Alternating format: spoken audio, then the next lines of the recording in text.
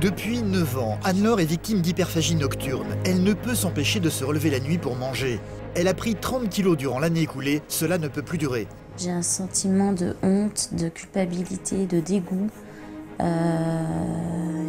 C'est très très dur de vivre avec ça.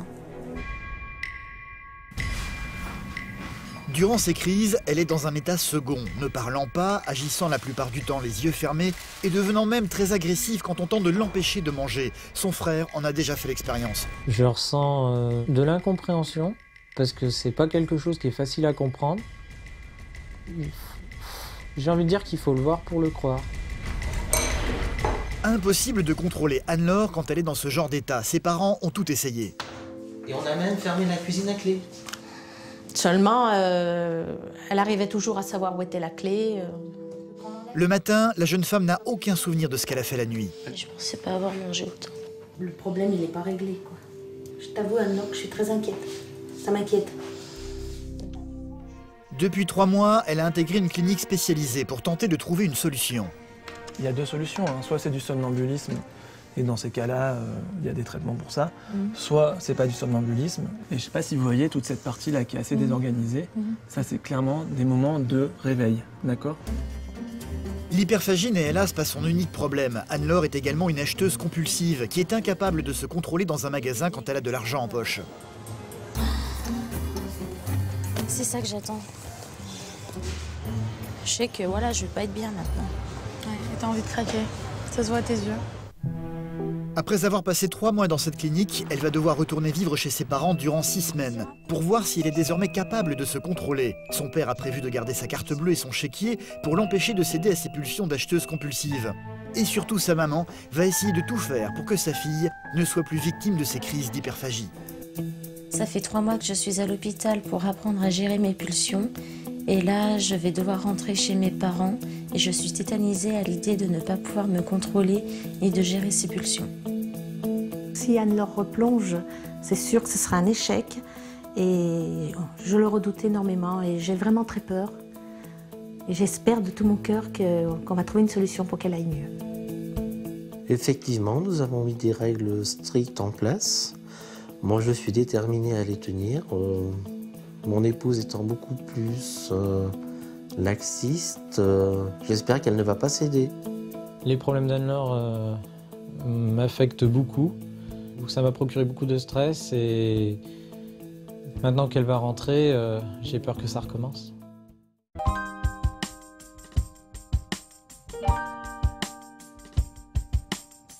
Cela fait 3 mois qu'Anne-Laure est pensionnaire de cet établissement, une clinique spécialisée entre autres dans les troubles du comportement se trouvant dans la banlieue de Lyon. À 25 ans, Anne-Laure est hyperphage. Elle ne peut s'empêcher de se relever la nuit pour manger. Elle est également acheteuse compulsive. La clinique l'autorise parfois à sortir seule de l'établissement pour quelques heures dans le but de tester sa capacité à résister aux tentations. C'est avec Lorraine, une autre pensionnaire, qu'elle va tenter l'expérience aujourd'hui. Son psychiatre lui a donné 10 €. Son seul objectif va être de ne pas les dépenser. Une fois au centre-ville, Anne-Laure va très vite être irrémédiablement attirée par un magasin de téléphones portables. Ah, puis, là, ça va être dur.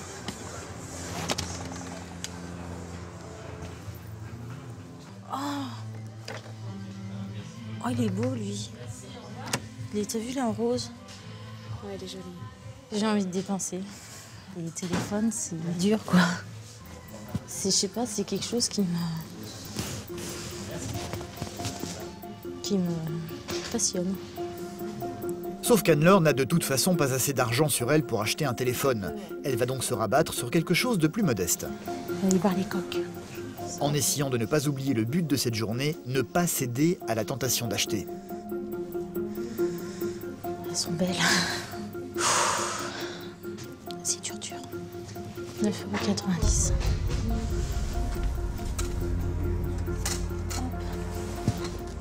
€. Et là, de savoir que ça coûte moins de 10 € que j'ai 10 €, ça pose souci. Besoin. Tu trembles? Ouais, mais ça me stresse en fait. Si j'achète pas quelque chose qui me donne envie, on va dire, ça revient sans arrêt dans ma tête, ça devient obsessionnel en fait. Et c'est angoissant parce que je me dis, j'en ai peut-être pas spécialement l'utilité. Et ça revient, ça revient, ça revient. Et une fois que j'achète, on va dire, l'envie, elle est passée, je me sens bien, mais j'ai beaucoup de culpabilité. Si j'arrive pas à me contrôler, je fais comment? L'envie d'acheter va être définitivement la plus forte. Anne-Laure sait qu'elle ne doit pas le faire, pourtant, au bout de quelques minutes, elle va tout de même se diriger vers la caisse avec l'article dans la main. Bonjour. 9,90, c'est bien, merci. Ça, c'est pour vous. Merci. Passez une bonne journée. À vous aussi. Merci, au revoir. Au revoir. C'est un nouvel échec pour Anne-Laure qui ne parvient toujours pas, après 3 mois de thérapie, à dominer ses pulsions. C'était pas dans le but d'acheter, sauf que j'ai vu quelque chose qui coûtait moins de 10 €, une coque pour téléphone. Et une fois que je l'ai acheté, peu de temps après, j'avais des remords. Je me suis dit que j'en avais pas besoin. Enfin, j'ai vraiment culpabilisé. J'étais bien, mais sans être bien en fait. Je pense que si je l'avais pas acheté, elle serait revenue tout le temps dans ma tête. Ça aurait été un peu obsessionnel. Cette obsession d'acheter n'est pas l'unique problème d'Anne-Laure. Si elle a été internée dans cette clinique, c'est parce qu'elle est également victime d'hyperphagie. Elle ne peut s'empêcher de se relever plusieurs fois la nuit pour manger. À cause de cela, Anne-Laure a pris énormément de poids en très peu de temps. Cette photo, c'était il y a un moment, il y a 5 ans en arrière. Je me trouvais grosse. Je me rappelle, j'aimais pas parce que j'avais un petit ventre. Puis maintenant, je me rends compte que j'étais un petit peu bête quand même. J'ai pris 30 kilos depuis novembre 2010. C'était il y a 1 an. Ces crises d'hyperphagie ont commencé quand elle avait 16 ans, à la suite d'une agression sexuelle dont elle a été victime. Ça a commencé 1 mois après un traumatisme. Et donc je prenais pas de poids pendant des années. Et un jour, j'ai perdu une de mes meilleures amies dans un accident de voiture. Et là, les crises, en fait, elles se sont accentuées au niveau de la nuit et la journée en plus. J'ai l'impression d'avoir un fardeau et que j'arrive pas à m'en débarrasser. Alors qu'avant, quand j'étais comme ça, j'avais pas de difficulté à aller vers les garçons. Maintenant, c'est beaucoup plus compliqué.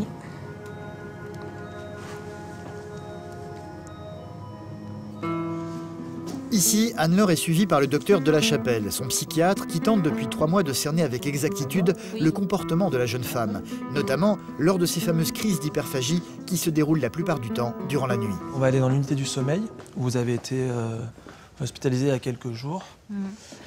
Et là, le but, ce que j'aimerais qu'on regarde ensemble, c'est cette phase où vous avez fait pas une crise, mais vous avez mangé quelque chose. En fait, Anne-Laure ne garde en général aucun souvenir de ces fameuses crises. Pour pouvoir les filmer, les médecins l'ont donc installée dans une petite chambre avec de la nourriture placée volontairement à côté d'elle, le tout étant filmé par une caméra à infrarouge. Ça me fait un peu peur. Vous avez peur? Un petit peu. Vous avez peur de quoi? Je sais pas. De toute façon, il y a 2 solutions. Soit c'est du somnambulisme, et dans ces cas-là, il y a des traitements pour ça. Soit c'est pas du somnambulisme, et je peux déjà vous dire que ça en est pas, pour vous rassurer. Et je sais pas si vous voyez toute cette partie-là qui est assez désorganisée. Ça, c'est clairement des moments de réveil, d'accord? Donc c'est pas du somnambulisme, vous n'êtes pas en phase de sommeil, vous êtes vraiment en phase d'éveil. Et puis on va voir ce qui se passe. Et hop, là vous mangez. Vous voyez, on voit là. Ça vous fait quoi de vous voir? J'ai envie de pleurer. Envie de pleurer? Allez, pourquoi c'est difficile? Parce que j'arrive pas à me contrôler, quoi. C'est pas tout à fait ça, là, ce que vous me dites, c'est que vous vous souvenez pas.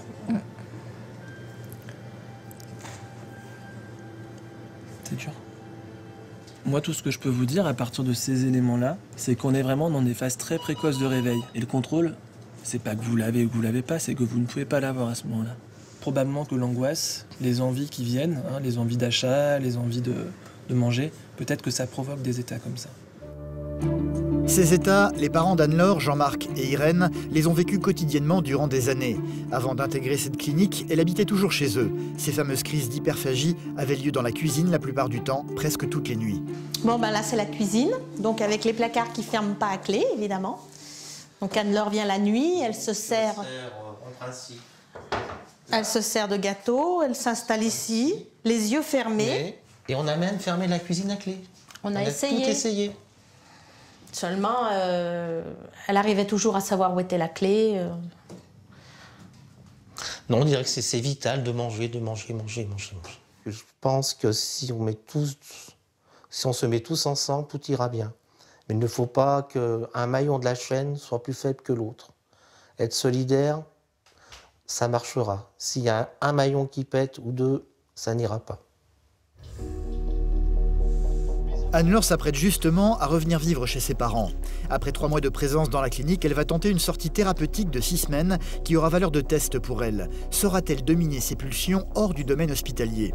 Aujourd'hui, elle se prépare donc à revenir dans la vraie vie. Durant ces 3 mois, elle s'est liée d'amitié avec Lorraine, une autre pensionnaire qui est ici pour des problèmes d'anorexie. Une jeune femme qui est venue lui souhaiter bonne chance avant son départ. De façon stressée? Un petit peu. C'est sûr que dans les premiers temps, ça va être compliqué, comme pour tout le monde, parce qu'il faut s'habituer à la vie normale, quoi, entre guillemets. Mais je pense qu'avec ton tempérament et ton caractère, t'es capable de t'en sortir bien, pas de souci. Ici, c'est le pays des bisounours, quoi. Si ça va pas, il y a les infirmières, il y a toujours quelqu'un. Alors quand t'es chez toi, t'auras personne, quoi. C'est ça aussi qui fait peur. Si j'ai envie de manger, ben... T'es toute seule. Je suis toute seule. Même s'il y a ma mère, elle va avoir du mal à me gérer aussi, quoi.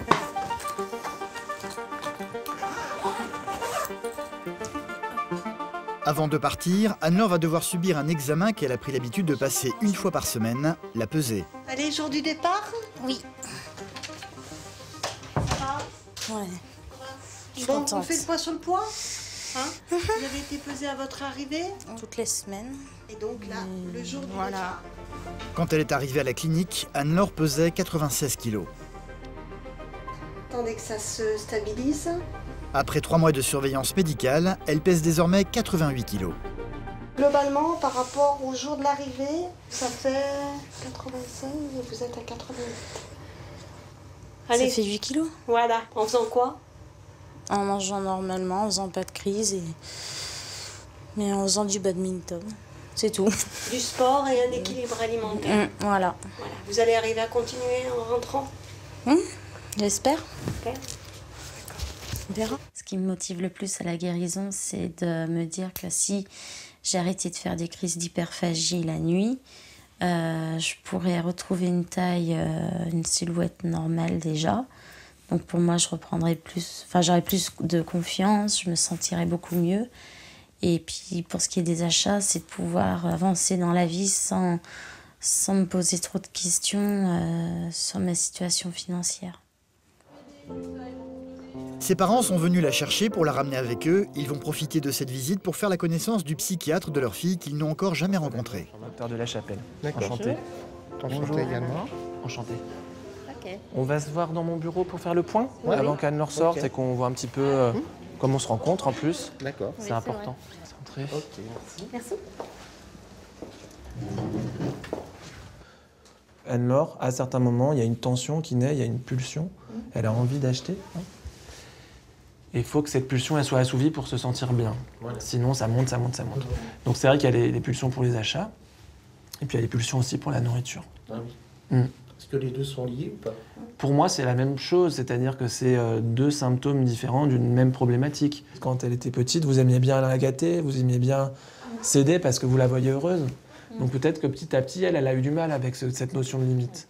Donc c'est ce qu'elle réapprend maintenant. Alors je culpabilise énormément de voir ma fille comme ça. Je me demande, j'ai la sensation que c'est de ma faute. Même pas celle de mon mari, j'ai la sensation que c'est de ma faute. Il y a beaucoup de gens qui me diront oh, elle est trop gâtée, tu l'as trop ci, tu l'as trop... Et je me dis c'est peut-être vrai. Comment vous allez réagir, vous? Par exemple, si vous êtes dans un magasin avec elle? Moi, j'ai beaucoup de difficultés parce que j'ai tendance à céder. D'abord parce que je la vois heureuse d'acheter quelque chose, ça me fait plaisir. Et aussi parce que j'appréhende sa réaction. Si vous vous rendez compte qu'elle peut se mettre à être énervée, dites-le lui. Dites-lui, Anne-Laure, là, t'es énervée. Parce qu'elle, elle se rend pas forcément compte. Il y a plein de choses qui vont se passer à l'extérieur. Faut les laisser venir. Les bonnes, les moins bonnes. Et puis, dans 6 semaines, on verra. OK? OK. Merci beaucoup. Merci. Rentrez bien. Au revoir. Continuez à bien vous occuper de votre fille. Oui. Hein, parce que dans l'ensemble, vous faites quand même ça très bien. Ah, Bah merci. oui. C'est gentil, monsieur. Pourtant, on culpabilise. On fait toujours du mieux qu'on peut et il n'y a pas de bons parents, quoi. On est des parents, c'est tout. Merci. Au revoir. Au revoir. Le retour à la maison est un moment délicat pour Anne-Laure. Elle le sait, elle va y retrouver toutes ses anciennes habitudes. Heureusement, pour calmer ses angoisses, elle va être accueillie par un membre éminent de la famille. Denver, son petit chien, qu'elle s'est offert durant l'un de ses achats compulsifs par le passé. Voilà, elle est là, ta maîtresse. Alors, je suis là. Tout le monde qui est là, les animaux, le chien. À peine arrivée, Irène, la maman d'Anne-Laure, va immédiatement mettre les choses au clair. Pour éviter les crises d'hyperphagie de sa fille, elle va tout de suite lui montrer que désormais, il n'y a plus aucune source de tentation dans la cuisine. Alors, il n'y a pas de gâteau, je te le dis. Donc, il y a des biscottes, Des céréales. et des céréales. Voilà. Et non, il n'y a pas de gâteau. On n'a pas acheté, on a acheté que des céréales. Ah oui. Je les connais, hein. J'ai pas pensé. Oui, mais ça, c'est mon chocolat. Je suis sûre quand même qu'il y a des gâteaux. Hein? Je suis sûre qu'il y a des gâteaux. Non. Elle va donc méthodiquement vérifier toutes les cachettes possibles dans la maison.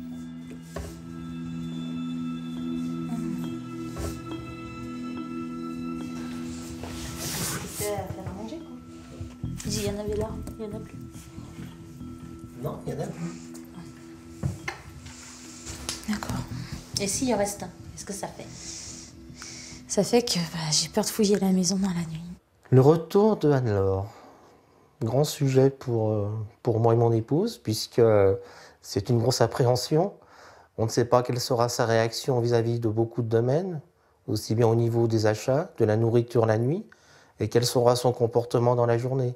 Savoir si elle reste sans rien faire, ou si elle se motive à prendre des initiatives, des décisions. Ses parents doivent la surveiller désormais sur la nourriture, mais également sur ses achats compulsifs. Jean-Marc a décidé de lui proposer une somme d'argent fixe à dépenser par semaine pour se faire plaisir. Une somme qu'elle ne devra dépasser en aucun cas. Anne-Laure, Oui. s'il te plaît, viens voir. On va faire un budget tous les deux. Vu que t'es un peu trop dépensière, si je te propose 40 € pour tes frais, t'es pas obligé de dépenser 40 €. Hein. J'ai l'impression que ce sera pas suffisant en fait. 50. 50 € par 4, ça fait 200 €. Donc ça fait qu'il resterait 246 €. Donc il te resterait 246 € pour payer tes dettes. C'est bon? Pour le moment, moi je me sens pas capable d'avoir ma carte ou mon chèque. Hein. Je préfère qu'on aille retirer et que... Tu veux pas que je te rende... Non. Ça et ça. Ah non. Je les garde moi. Ouais. T'es sûr? Mais moi je sais que de savoir que j'ai des sous, j'ai envie d'aller les dépenser. L'attitude d'Anne-Laure va énormément rassurer ses parents. Pour la première fois, elle semble vouloir leur demander de l'aide. Avant son séjour à la clinique, elle n'aurait jamais accepté d'être séparée de sa carte bleue. Et là, on la sent quand même battante, entre guillemets. Pour l'instant, on verra la suite. Ce n'est pas gagné. Hein. Faut bien se mettre ça dans notre tête. Le jour où ce sera gagné, là, je pense que je serai le plus heureux des papas. Je vous le dis franchement. Ce soir, Guillaume, le frère aîné d'Anne-Laure, est venu les rejoindre pour le dîner. Il vit très mal la maladie de sa sœur. Il n'habite plus dans la maison familiale, mais avant l'intégration d'Anne-Laure dans la clinique, il était régulièrement appelé au secours par leur maman qui ne parvenait plus à gérer les crises de sa fille. Anne-Laure était capable de devenir très violente si on l'empêchait de manger pendant une crise. Essayez de chercher sur internet De quoi? ton problème. Parce qu'il y a un moment où Ça marche. on n'en peut plus. T'as regardé aussi? Hyperphagie nocturne, Eh ben... C'est dur à comprendre, non? Est-ce que ça t'inquiète oui, parce que... Il y a un moment, on s'est dit, on va tenter de la comprendre. Ça n'allait pas. On a essayé de se secouer, ça n'allait pas. Alors on a essayé de trouver des solutions. Moi, il y avait passé un moment, j'allais très mal. Chaque fois que je voyais le téléphone de la maison sonner sur le portable, eh ben, je te dis que c'était pas rigolo. C'était pas évident à vivre. Oui. Pour Anne-Laure, c'est l'heure d'aller se coucher. Elle n'espère qu'une chose, qu'elle ne se relèvera pas durant la nuit pour aller manger dans la cuisine.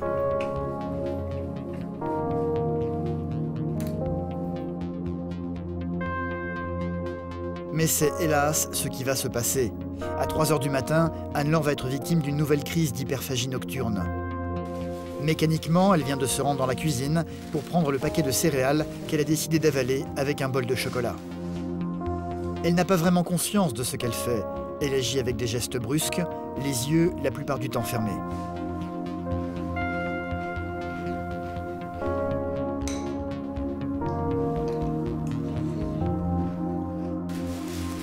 Son frère a entendu du bruit dans la cuisine, il est donc venu la rejoindre. Il va tenter de calmer les pulsions de sa sœur, mais sans résultat. Je ressens quand même un petit sentiment d'impuissance parce que je suis quelqu'un qui...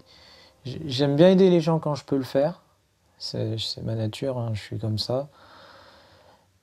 Et là, en plus, c'est ma sœur et je peux rien faire.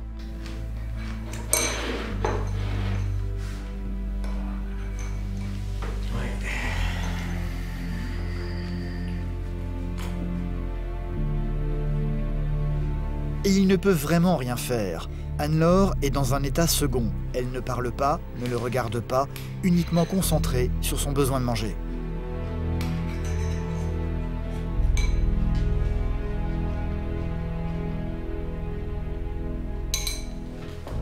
Elle finira par quitter la cuisine sans accorder un seul regard à Guillaume. Et il ne s'agissait que de la première crise. Anne-Laure se lèvera à 2 reprises par la suite durant la nuit pour continuer à manger des céréales. Le lendemain matin, elle va se réveiller en n'ayant aucun souvenir de ce qu'elle a fait. T'as bien dormi? T'as pas bien dormi? Je t'ai entendu te lever cette nuit. Ah, beaucoup? Oui. Moi, je t'ai entendu 3 fois. Mais en fait, je t'ai laissé tes affaires de cette nuit. Et je me suis rendu compte quand même que le paquet était pas ouvert et que t'as mangé tout ça de céréales. Je me souviens m'être levée, mais je pensais pas avoir mangé autant. Ouais. C'est énorme. Hein. Et comment tu te sens là maintenant ce matin? Pas bien. Pas bien parce que voilà, première nuit où je rentre, faut que je mange et beaucoup. Le problème, il n'est pas réglé, quoi. Je t'avoue, Anne-Laure, que je suis très inquiète. Ça m'inquiète. Je crois pas que ça m'inquiète. Ça m'inquiète. En fait, c'est ce qui m'inquiète le plus. C'est ce problème de nourriture la nuit, quoi. La première nuit s'est mal passée. J'ai mangé la moitié d'un paquet de céréales de 450 grammes en une nuit, mais je me rappelle pas. Je me rappelle m'être levée une fois, mais après le reste, je me rappelle pas. Et c'est frustrant, c'est angoissant, c'est énervant, et du coup, j'ai honte, je culpabilise et de pas me rappeler de ce que je fais. C'est dur.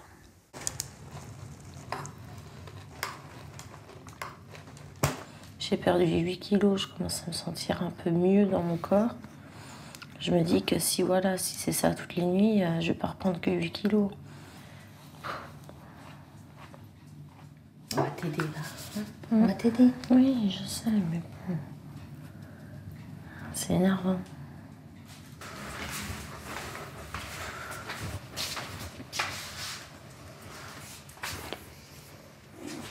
Ce matin, je me suis dit que c'était loin d'être gagné, je veux dire, entre guillemets. Bon, c'est vrai que c'est un dur apprentissage. Hein. Bon, peut-être que le temps au temps laissera qu'elle ne se lève pas la nuit, mais bon, je ne suis pas certain. Pour essayer de se changer les idées, Anne-Laure va retrouver ses 2 meilleures copines cet après-midi, Adeline et Marion.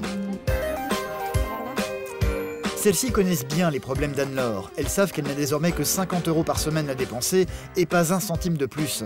Elles vont aller faire les magasins ensemble. Anne-Laure va donc se retrouver en situation d'achat compulsif sans la présence de ses parents.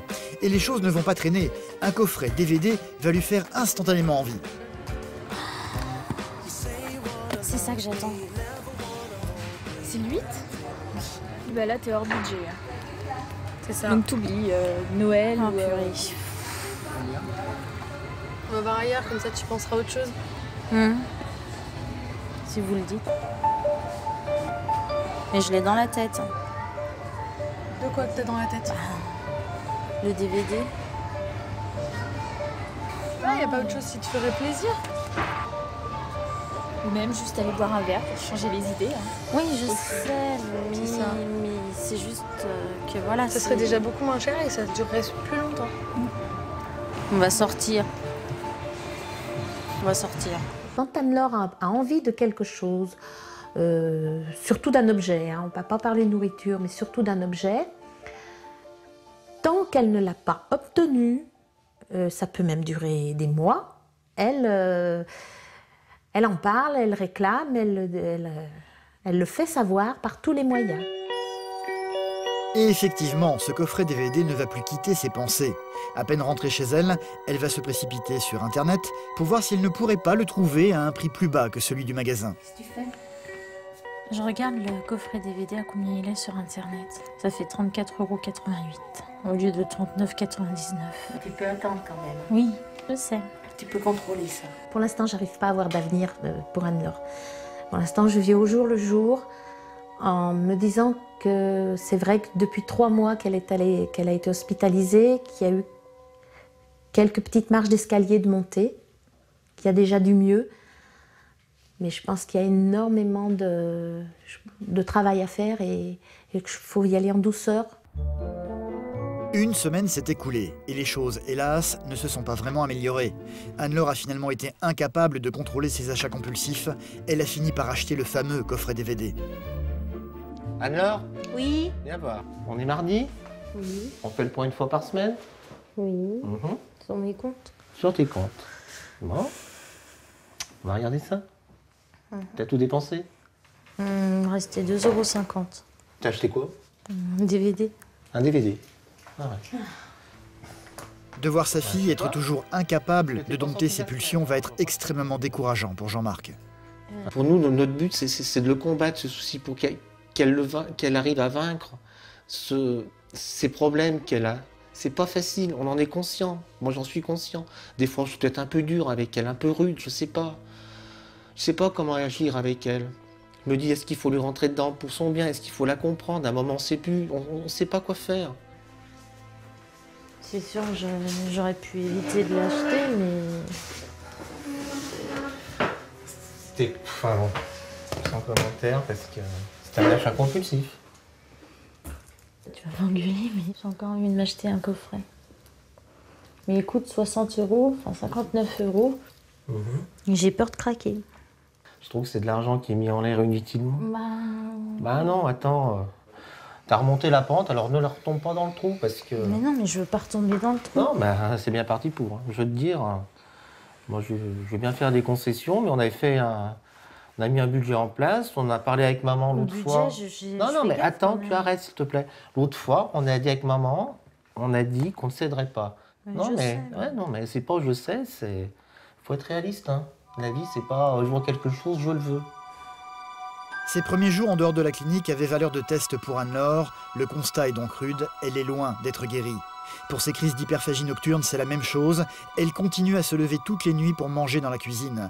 Elle était parvenue à perdre 8 kilos en étant à la clinique. Après une semaine de présence chez ses parents, la tendance s'est hélas inversée. Maman, tu peux venir la balance.